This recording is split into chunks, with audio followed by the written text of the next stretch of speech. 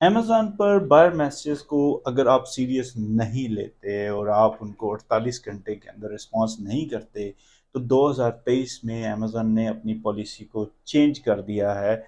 ये जितने मैसेजेस होंगे, ये ए टू ज़ी क्लेम में चेंज हो जाएंगे, बदल जाएंगे।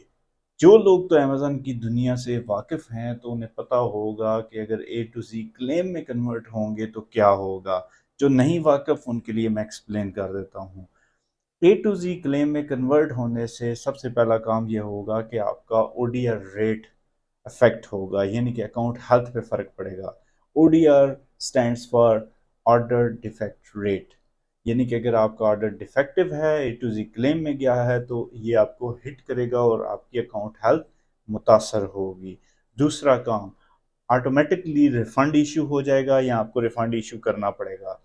तीसरी चीज़, आपका अकाउंट अगर बैड हेल्थ में जाता है तो सस्पेंड हो सकता है, जिसके लिए फिर आपको एक प्लान ऑफ एक्शन पीओए दे के उसको रीइंस्टेट करवाना पड़ेगा। अगर वो ज़्यादा इफेक्ट हो गया तो फिर वो रीइंस्टेट होगा या नहीं होगा, ये तो आप उस टाइम ही आपको पता चलेगा। तो ये तीन काम होने से ये पता चला है कि अब आप बायर मैसेज को विद इन 48 आवर्स आपने रिप्लाई करना है। अगर आप खुद का बायर मैसेज को रिप्लाई कर रहे हैं तो स्टे अप टू डेट। अगर आपकी टीम है तो उन्हें आप बता दें कि अब आप इसको 48 आवर्स में रिप्लाई बैक करेंगे।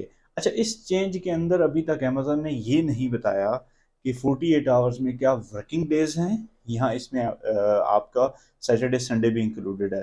तो ये भी अनक्लियर है। वैसे मैंने अपने ब्रांड्स के ऊपर सैटरडे संडे भी रिप्लाई करवाना स्टार्ट कर दिया है, तो इसलिए आप आपने इसके ऊपर सुस्ती नहीं करनी, ये ना हो कि आपका अकाउंट बैडली इफेक्ट हो।